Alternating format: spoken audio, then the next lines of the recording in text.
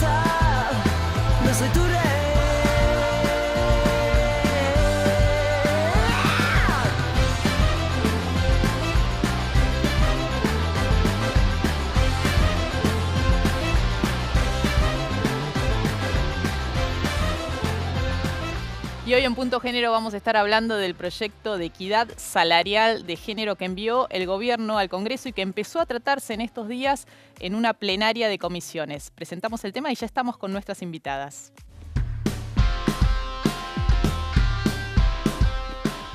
El presidente chileno Sebastián Piñera defendió la ley de identidad de género que aprobó el Congreso y rechazó las críticas de los sectores evangélicos. Fortalece la dignidad de todos los chilenos, sostuvo. Por iniciativa de la diputada nacional Lucila de Ponti y la senadora Nancy González, presentaron la serie televisiva Caja de Herramientas en el Congreso Nacional, una producción de la Universidad Nacional de General Sarmiento para transmitir nociones básicas sobre el feminismo. En un encuentro regional de mujeres del PRO, analizaron las políticas de género en la agenda pública. Las diputadas Sofía Brambilla, presidenta del Consejo Nacional de Mujeres, y Carmen Polledo se refirieron al impacto que provocó el debate de la legalización del aborto y los temas pendientes en la tarea legislativa. Organizaciones religiosas impulsaron la campaña Con mis hijos no te metas, en contra de la aplicación de la Ley de Educación Sexual Integral en las escuelas. El 23 de septiembre de 1913 fue promulgada la Ley 9143, la primera norma legal en el mundo contra la explotación sexual, conocida como la Ley Palacios. Esta reglamentación marcó la lucha contra la esclavización de mujeres, niños y niñas para el ejercicio forzado de la prostitución. En el mundo se conmemora el Día Internacional contra la Explotación Sexual y el Tráfico de Mujeres. Y para hablar del tema estamos con la diputada nacional Karina Banfi, que es de la UCR, del oficialismo. ¿Qué tal? ¿Cómo estás, Karina? Bien, ¿cómo estás? Muy bien. Y también nos acompaña, una abogada laboralista, la flamante vicepresidenta de la Asociación de Abogadas y Abogados Laboralistas, Cintia Bención. ¿Cómo estás, Cintia? Bien, gracias por venir. Gracias por la invitación. Bueno, empezó a tratarse en comisiones este proyecto que de movida uno dice tiene un buen fin, obviamente, eliminar la brecha salarial de género que sabemos que ronda ese 27-30%. El punto es de cómo se compone esa brecha salarial, si por decreto o por una ley es posible desarmarla o si no hay otros componentes que generan que, las mujeres ganemos menos que los varones, ¿no? ¿Qué pensás vos, Karina? Bueno, en principio celebrar que haya una decisión política para tratar este tema. Nosotros estábamos el otro día con mi equipo revisando la cantidad de proyectos y, por ejemplo, en los últimos años llegó a haber 160 proyectos que trabajaban la problemática de la brecha salarial de las trabajadoras y de los trabajadores y en relación al varón y a la mujer. Y realmente nunca se le pudo dar un tratamiento, o nunca tuvo un tratamiento que pasó el debate de la comisión, ¿no? Y la idea es poder avanzar, incluso yo junto con un sector de varias diputadas de distintos partidos, el año pasado presentamos un proyecto sobre brecha salarial y que se está dando tratamiento a la vista conjuntamente también con el proyecto que presentó el Poder Ejecutivo Nacional. Y creo que hay que entender en la etapa en la que estamos, como bien vos decías, viene de tratarse y de trabajarse en asesores, ahora está pasando por una etapa de audiencias públicas y luego va a venir el propio debate de nosotros los diputados, en donde pretendemos que enriquecer justamente con los proyectos que tienen diferentes diputadas y diputados, enriquecer sin duda la operatividad que tiene que tener este tipo de proyectos, porque lo que tenemos que tener en cuenta y el fin que tiene que tener este tipo de normas es que no afecten aún más la inclusión laboral de la mujer en el mercado. Cintia, ¿cuál es tu mirada? Bueno, coincido con la diputada en celebrar el debate, obviamente, así como pasó con la ley de interrupción del embarazo, nos dejó una huella y una marca que difícilmente se va a borrar. Creo que ganamos todos en el debate en el Congreso y en este caso coincido bastante con la presentación que se hizo en cuanto a que este proyecto me parece que tiene varios aspectos que no contribuyen a los objetivos sin duda loables que se propone. En primer lugar, creo que es una ley o un proyecto de ley que al no prever ninguna sanción para el incumplidor, le falta una pata esencial para que algo sea operativo. Una cosa es dejar librada la reglamentación de una ley, cómo se va a implementar. Y otra cosa es que en el cuerpo de la ley no haya una sanción prevista, con lo cual queda librado a la buena voluntad del conjunto de los actores sociales. Esto nos parece que es uno de los puntos claves. Otro es que retrocede en materia de derechos para las mujeres respecto de lo que tenemos desde el año 74 en la Ley de Contrato de Trabajo. ¿Por qué? Porque la Ley de Contrato de Trabajo, si bien tiene un capítulo que se llama Trabajo de Mujeres y que entendía la protección de la mujer trabajadora en los términos de los años 70, y esto ha cambiado mucho, la inclusión de las mujeres en el mercado de trabajo sin ninguna duda se ha modificado y ha transformado sustancialmente el mercado de trabajo. Lo cierto es que teníamos en la Ley de Contrato de Trabajo derechos que con este proyecto perdemos. En esa Ley de Contrato de Trabajo está prohibido encargar a la trabajadora mujer realizar tareas a domicilio cuando ella está empleada en un establecimiento. Esta ley habilita esa posibilidad. Lo que se conoce como teletrabajo, ¿no? Exacto. Por otra parte, la Ley de Contrato de Trabajo prohíbe las tareas penosas, peligrosas e insalubres para las mujeres y esta ley habilita esa posibilidad. El problema es que si sabemos que hay una desigual capacidad de negociación entre trabajadores y trabajadoras y las patronales que los emplean, dejar librado el ejercicio de un derecho o la titularidad de un derecho a un posible acuerdo con la patronal es vaciarlo de contenido y de eficacia, porque por más que querramos decir que se puede acordar, todos sabemos que en la realidad nadie acuerda porque hay un tremendo desempleo que afecta principalmente a las mujeres. Ahí hay un tema interesante que también trae el proyecto o el debate que es el tema de la ampliación de las licencias, ¿no? Siempre hemos dicho desde este programa y en otros espacios que da risa lo que tienen los varones o los padres o el progenitor no gestante, ¿no? Para hablar en buenos términos, que actualmente la Ley de Contrato de Trabajo establece 48 horas, lo mismo que por mudanza. Uno dice es ridículo. Este proyecto lo amplía a 15 días. El punto es si no habría que plantear estas licencias parentales, ¿no? Que indistintamente, además de las que tienen que ver con la natalidad, el momento del nacimiento de una criatura, a lo largo de la crianza que indistintamente se puedan tomar madre o padre o quien sea en la familia, esté a cargo de la crianza. ¿Por qué no se empieza o no se introduce este debate que los países nórdicos a los cuales miramos, ¿no?, con admiración en términos de políticas sociales, sí hace años lo han incorporado con buenos resultados en el hecho de que los hombres se hagan cargo de las crianzas, ¿no? También. Sin duda. A ver, dos cosas que me parece en términos generales con el planteo que haces acerca del tratamiento de licencias y cómo se debe dar ese proceso, porque termina siendo un proceso, digamos. Si nosotros generamos una ley en donde podemos poner o pretendemos poner un orden en donde efectivamente hay un desorden, lo que sin duda vamos a provocar es otro desorden. ¿Qué quiero decir con esto? Por ejemplo, con respecto a las sanciones. ¿Cuál es el fin último? La inclusión de la mujer en el trabajo. Eso hay que hacerlo de manera cuidadosa. Y te voy a poner un ejemplo en donde nosotros trabajamos muy bien con la Ley de Acceso a la Información Pública, que esta semana siguiente, cumplimos 2 años de su aprobación en la Argentina y 1 año de su implementación, que es muy buena.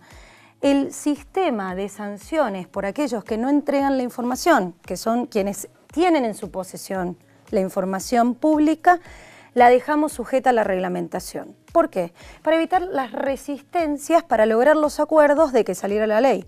Si nosotros poníamos un marco regulatorio en donde imponíamos determinada pena en ese momento del debate, lo que sabíamos era que iba a ser muy difícil que la ley saliera y mucho después que se cumpliera. Vos decís que las sanciones van a estar previstas en la reglamentación. Las sanciones, no solo eso, sino que lo que es más importante es los sistemas punitivos. Hecha una ley, siempre tiene que tener inserto una sanción o quizás, como lo que sucede en la Ley de Acceso a la Información Pública, tiene una regulación con un sistema de sanciones, pero en la verdad el proceso que se da de conversación entre el ciudadano y el Estado, tenés el 0% de cumplimiento en la entrega de información, o mejor dicho, de la respuesta, porque hay información que no existe, etcétera, etcétera. En este caso debería pasar lo mismo. Si nosotros le ponemos sanciones, ¿qué puede suceder? Mantener justamente algo que nosotros tenemos que evitar, que es que continúe o se amplíe la precarización laboral o el trabajo en negro. Yo me imagino, y principalmente esta ley, no abocada a determinados sectores donde tienen los recursos como para ir a determinadas instancias, sean judiciales igual es o difícil sindicales. denunciar al propio patrón. Exacto. Digo, la ¿Cómo verdad lo que denuncias? la relación es muy desigual. Claro. Para decir, Y que bueno, te me están mantengan en el pagando lugar de menos trabajo. que a mi compañero, ¿no? Y que te mantengan en el lugar de trabajo y que eso no tenga sanciones que repercutan sobre vos y que en realidad lo que genere sea una exclusión de la mujer en el mercado, a cambio de que quizás lo que tenemos que generar es incentivos y poner el poder de policía en algo que fue muy atacado el otro día en la audiencia pública sobre los sindicatos, aquellos sistemas de mercado que tienen una composición sindical importante tengan una vía de poder de policía incluso dentro de la empresa y no hacer que la mujer vaya fuera, haga una denuncia, venga el Estado, le ponga una sanción y además le mantengamos el lugar del trabajo. Ese sistema ya vimos que no funciona y sería interesante buscar otros métodos de incentivos. Nuestro proyecto con diferentes diputadas habla de eso, en cómo podemos generar incentivos para justamente aquellas empresas que reduzcan esta brecha salarial, en vez de ser castigadas, puedan tener algún tipo de premiación para incentivar la inclusión de la mujer en ese mercado. En este punto me gustaría agregar algo. Sí, ahora vemos tenemos dos testimonios justamente contrapuestos en relación a la mirada de este proyecto y enseguida estoy con vos. Lo vemos. Creo que es muy importante que desde el Poder Ejecutivo se haga un reconocimiento de esta desigualdad laboral, de esta desigualdad salarial y que se la ponga en debate. Tiene aspectos flexibilizadores. Nosotros decimos que hay un huevo de la serpiente allí escondido porque avanza en aspectos como el teletrabajo, que esto es sumamente peligroso, pero también en injerencia respecto a los sindicatos. Coloca dos artículos que tienen que ver no con la ley de contrato de trabajo, sino con la ley de asociaciones sindicales, en una injerencia indebida en los convenios que se sancionen o los estatutos de los sindicatos. Bueno, ahí estaba la mirada crítica de Estela Díaz de la CTA y Fabiana Túñez del Consejo Nacional de las Mujeres, del Instituto Nacional de las Mujeres, mejor dicho, avalando la propuesta. ¿Querías agregar? Sí, quería agregar algo en relación a lo que decía la diputada recién. En realidad, en un proyecto en donde lo que se hace es reproducir objetivos que ya están en las leyes nacionales, están en la Constitución Nacional, están en los convenios de OIT, está en la Ley de Protección de Violencia contra las Mujeres, este objetivo macro del Estado de garantizar la igualdad salarial, la igualdad en el acceso, la igualdad de oportunidades, la ausencia de violencia de género, una distribución más equitativa de las tareas de cuidado. Con este proyecto que todos hemos leído y que está en discusión en diputados, no vemos cómo se garantiza. En realidad vemos lo contrario. Vemos que tiene un primer capítulo donde, para introducirse en eso que decía Estela Díaz en relación a el huevo de la serpiente, me gustó la expresión, lo que hace es reproducir principios que obviamente todos compartimos y que ya tenemos desde la Constitución Nacional. Igual salario por igual tarea, por supuesto, ejemplo. Y no discriminación. Tenemos una ley antidiscriminatoria del año 88, tenemos convenios en la OIT que prohíben la discriminación desde 1920, con lo cual no estamos diciendo nada nuevo. Y si no decimos cómo lo vamos a hacer, está totalmente vacío de contenido. Dejar librado a la negociación colectiva también es algo que ya tenemos, y los sindicatos no necesitan que un proyecto de ley o una ley les diga qué significa autonomía colectiva y que ellos armen sus agendas en relación a los temas que son prioritarios para cada sindicato. El tema género ya fue tomado por los sindicatos, muchísimos, no solo desde la ley de cupo de 2002, que tienen que tener una representación de por lo menos 30% de mujeres en cargos electivos y representativos, sino que han hecho una agenda de género y han tomado como prioritaria la elaboración de protocolos de violencia de género, tanto hacia el interior de la organización como hacia afuera, sus trabajadores en las empresas que los contratan.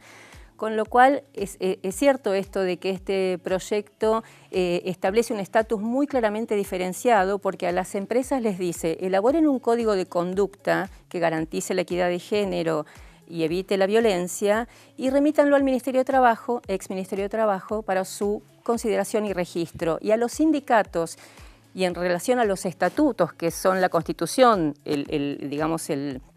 la ley marco de toda la vida sindical, los obliga a elaborar sus códigos de conducta, pero remitirlos al Ministerio de Trabajo, hoy Secretaría, para su aprobación, consideración y aprobación, con lo cual hay una injerencia directa en lo que es la autonomía sindical.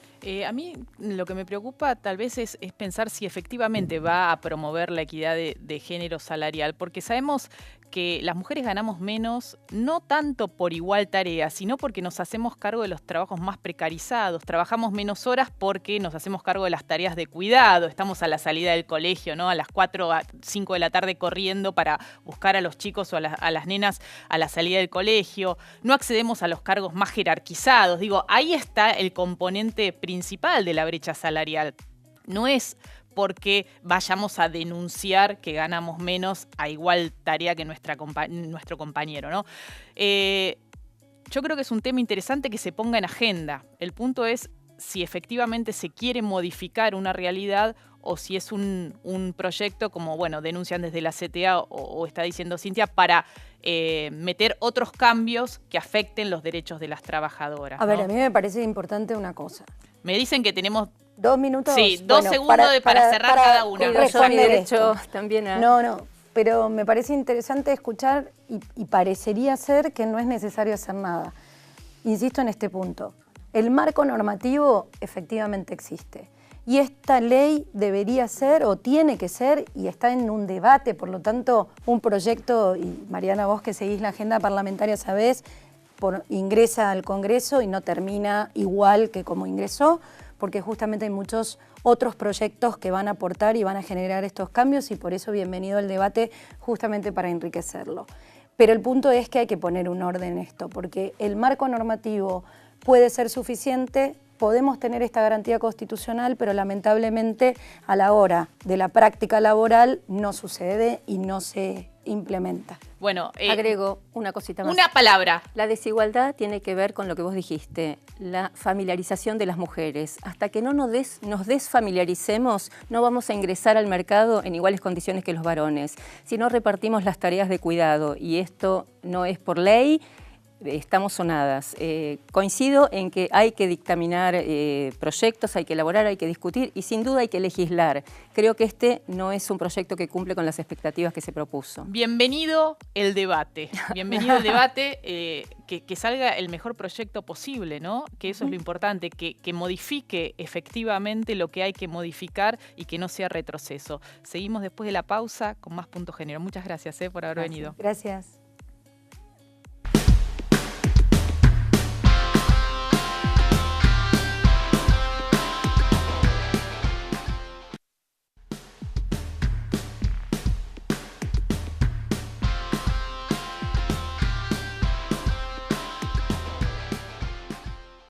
Nuevo bloque de Punto Género. Y en esta sección siempre te presentamos a una nueva diputada. En este caso es el turno de Astrid Hummel, es de Cambiemos y es de Santa Fe. Mi nombre es Astrid Hummel, soy diputada nacional por el partido PRO, abogada, estudié en la Universidad Nacional de Rosario. Tuve durante los últimos 10, 15 años un trabajo social muy importante en Rosario con mucho compromiso, que lleva adelante con mucho compromiso, fundamentalmente en entidades intermedias, fundaciones, grupos de personas con un objetivo determinado, y eso me llevó a una militancia social.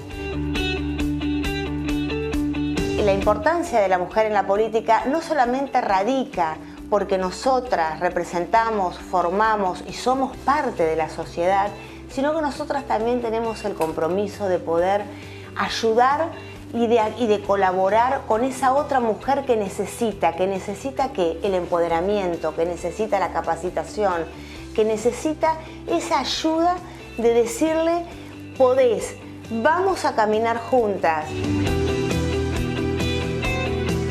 He presentado un proyecto con perspectiva de género conjuntamente con otros diputados. Está vinculado a la paridad de género en el derecho laboral, a la igualdad de oportunidades, a la igualdad en la retribución fundamentalmente. Estos son temas de los cuales las mujeres siempre hemos trabajado y hemos luchado fervientemente, que es la retribución en el trabajo, la igualdad de oportunidades para acceder al trabajo.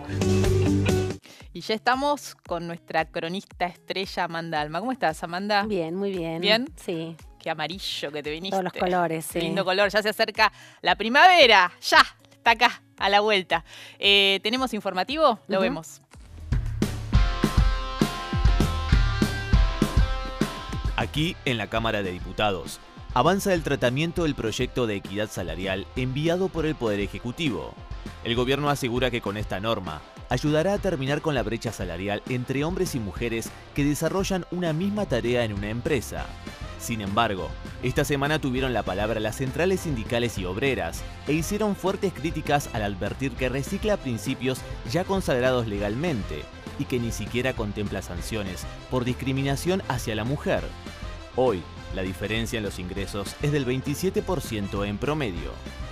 Marcaron también la necesidad de que las licencias sean parentales y no se extienda la de la madre gestante sin contemplar la del otro progenitor o progenitora, porque así se profundiza la desigualdad en el acceso al trabajo y en la carga de las tareas de cuidado. Aseguran que es un lindo título, pero en su articulado no va a llevar a la igualdad y va a quitar herramientas principales para defender derechos. ¿Qué hay de cierto en todo esto?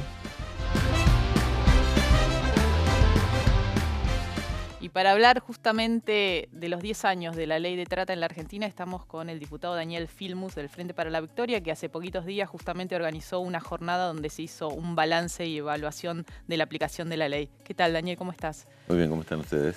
Bien. ¿Qué balance se hace de los 10 años de la ley de trata? Bueno, un balance positivo. La verdad que la ley de trata, no la original, porque ustedes saben que la ley original sufrió modificaciones. La original fue una ley de apuro por el caso Marita Verón, así que fue una ley que se sabía que iba a tener muchas dificultades, se reformuló y realmente se ha avanzado en dos aspectos, en el tema de la prevención y se ha avanzado también en el aspecto de la atención a las víctimas, que es una de las cuestiones fundamentales. De cualquier manera, es mucho más lo que hay para hacer que lo que se hizo. Lo que se puede ver claramente es que hasta el año 2016 la contención a las víctimas había crecido año tras año. Hay que decirlo, del 16 en adelante viene cayendo la contención, pero cayendo fuertemente y la verdad que estamos muy preocupados. Pero sin lugar a duda hace falta una revisión, incluso el debate que hubo tuvo que ver con aspectos vinculados fundamentalmente a lo que es el 75-80% del tema de trata que tiene que ver con trata sexual. Explotación ¿no? Sexual, ¿no? El 90% de los casos son mujeres. Claro. Pero también empieza a aparecer fuertemente vinculado al tema de las migraciones, el tema de la trata laboral. Ahí ¿no? Hay un aspecto que cuestionan la Asociación de Mujeres Meretrices de Argentina, AMAR, que agrupa a quienes defienden la prostitución como trabajo sexual, que señalan que la ley de trata, con la modificación que se incorporó posteriormente, las criminaliza, ¿no? A las que están en situación de trabajo sexual por decisión propia, ¿no? Sí, pues es muy difícil definir el tema de cuándo es consentido o cuándo no es consentido, porque sabemos que muchos casos no son consentidos, pero en la declaración, por miedo, por muchas razones, se plantea que es consentido.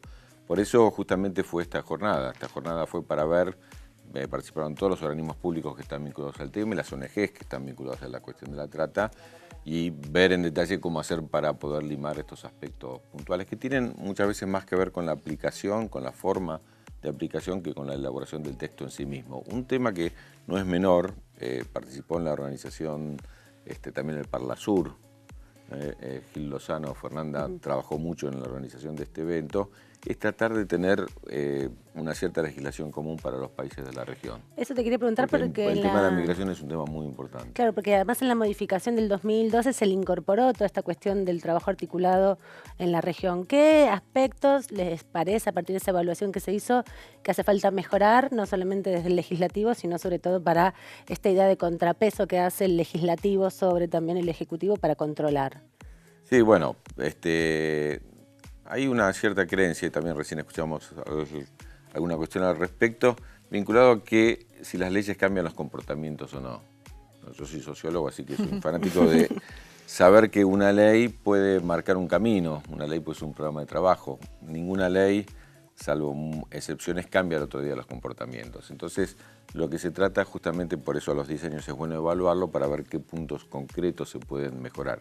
Por ejemplo, hay muchísimas dificultades respecto del apoyo legal a las mujeres que necesitan hacer las demandas. Hay muchísimos problemas respecto a la recolección de información. Está muy subestimada la recolección de información sobre la realidad de los casos que pasan. Y hay un tema adicional que tomamos ahora y que en realidad corresponde a otra ley que tiene media sanción del Senado, que es la ayuda por una cantidad de años a las mujeres que han sido víctimas. Claro, porque ese es un tema clave. Muchas veces lo que se sostiene es que después vuelven al mismo contexto cuando son rescatadas de algún prostíbulo o algún lugar de explotación sexual, y vuelven al mismo contexto en el cual fueron reclutadas, ¿no? Con lo cual es muy posible que vuelvan a caer en la misma situación, en las mismas redes. Decías al principio que se recortó mucho la ayuda. Eso me parece como muy preocupante. Sí, nosotros, por ejemplo, en este caso le pedimos al oficialismo que ponga en debate esa media sanción que ya está, porque sabemos que están pasando con todas las leyes. Todas las leyes que están entrando al Congreso tienen la misma dificultad. Se discute en la comisión específica, supongamos salud, familia, ciencia y técnica, cualquier comisión, educación, cultura, discutimos y aprobamos, pero todas tienen una impronta presupuestaria, y cuando no la tienen igual la mandan a la comisión de presupuesto. Y ahí quedan congeladas. Bueno, por ejemplo, no se reunió nunca este año la comisión de presupuesto. No solo que el Congreso no se reúne, hay que decirlo, nosotros no conseguimos hacer una sesión de diputados desde el mes de junio, y nos parece gravísimo que se paralice el Congreso, no solo por estas leyes que amplían derechos, sino también por leyes fundamentales que tienen que ver con la realidad económica y social del país, sino que todas las leyes, todas las que se puedan imaginar, tienen en general mayoría en su comisión específica, pero pasan por presupuesto. Insisto, algunas que uno dice, ¿para qué tendría que estar en presupuesto si no lleva recursos? Pero de cualquier manera la mandan porque es la forma del control político de cada una de las leyes. Ya que te tenemos acá, te queremos aprovechar por un tema que veíamos en el informativo que preparó Amanda sobre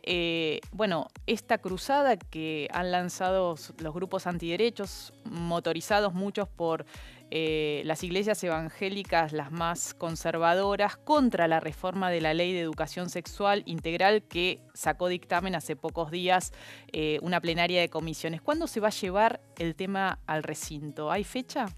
Bueno, no hay fecha de recinto, ese es el problema, porque la Comisión de Educación se reunió junto a la Comisión de Familia en un debate muy importante, incluso con un esfuerzo enorme. Nuestro bloque, por ejemplo, tenía un proyecto propio, pero adhirió al proyecto general, aún con reservas respecto de algunas temáticas, para generar un proyecto de mayoría, si no, no hubiera podido salir. Entonces generamos todas las condiciones con mucha amplitud y mucha pluralidad para que haya un proyecto común, insisto, con diferencias parciales, pero no puede llegar al recinto porque no hay reunión de diputados, no hay convocatoria. Entonces estamos en una preocupación muy seria porque mientras que pase más tiempo, más esfuerzo hacen los grupos anti-educación sexual para que esta ley no salga. Y lo vemos por todos lados y lo vemos en las presiones personales.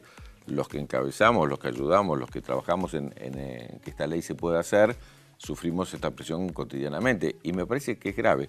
Insisto, yo soy justamente el ministro de la ley original, así que podría decir, bueno, ¿para qué queremos cambiarla si esa ley estaba bien?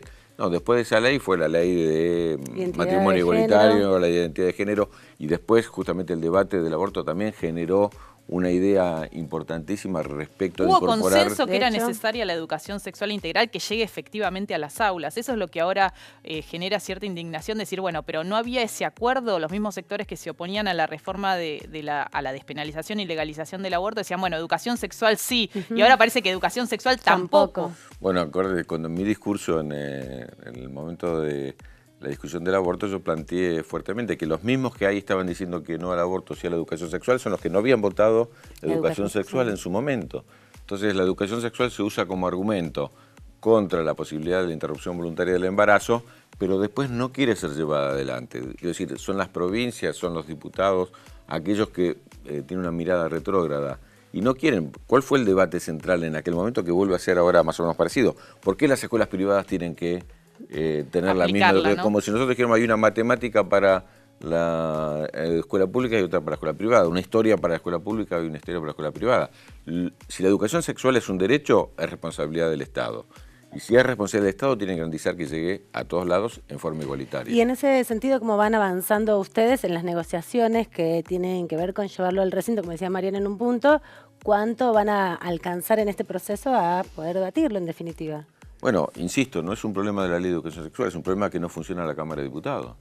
El problema que tenemos nosotros, que la última vez que nos reunimos fue para discutir justamente la interrupción voluntaria del embarazo en junio. No, el 13, el 14 de junio. 13 y 14 de junio. Claro, fue desde junio hasta ahora, estamos en el mes de septiembre y todavía 3 meses, no más logramos. de 3 meses. Y ahora entonces, arranca presupuesto. hay una cuestión que un gobierno que quiere gobernar sin el Congreso y me parece que perjudica estas leyes y no tengo duda de que hay voluntad en el sector del oficialismo que acompañó la ley de educación sexual de colocarla en la primera sesión que podamos. Muchas gracias, Daniel, por habernos acompañado. Gracias, Amanda. Nosotras, nosotres, nos volvemos a encontrar la semana que viene con más Punto Género. Chau.